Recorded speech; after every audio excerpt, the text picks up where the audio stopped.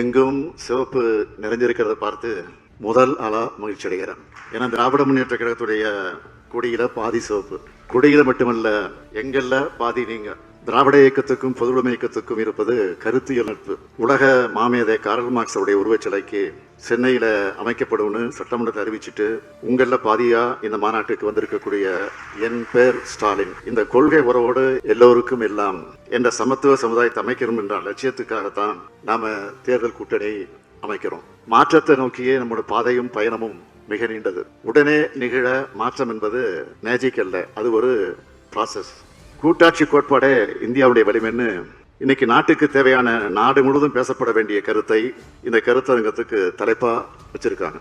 கூட்டாட்சி என்ற சொல்லே இன்னைக்கு ஒன்றிய ஆட்சியாளர்களுக்கு அலர்ஜியா இருக்கு. ஒன்றியத்தை ஆளும் பாஜக அரசோடு எதிர்ச்சதைகிற தன்மையால அதிகமாக பாதிப்படைகிறவங்கள முதன்மையா இருக்கிறது நானும் நம்ம சகாவு பினராயி விஜயனும் தான். அதனால இந்த கருத்தரங்களை நாங்க பேசுறதை நீங்க வாக்கு மூலமாகவே எடுத்துக்கலாம். நமது அரசியலமைப்பு சட்டத்தின் முதல் வரியே பல்வேறு மாநிலங்களால் ஆன ஒன்றியம்தான் இந்தியான்னு தெளிவா குறிப்பிடப்பட்டிருக்கு. அதனாலதான் ஒன்றிய அரசுன்னு சொல்றேன். சட்டத்துல இல்லாததை நான் சொல்லல, ஆனா அதையே அவங்களா தாங்கிக்க முடியல.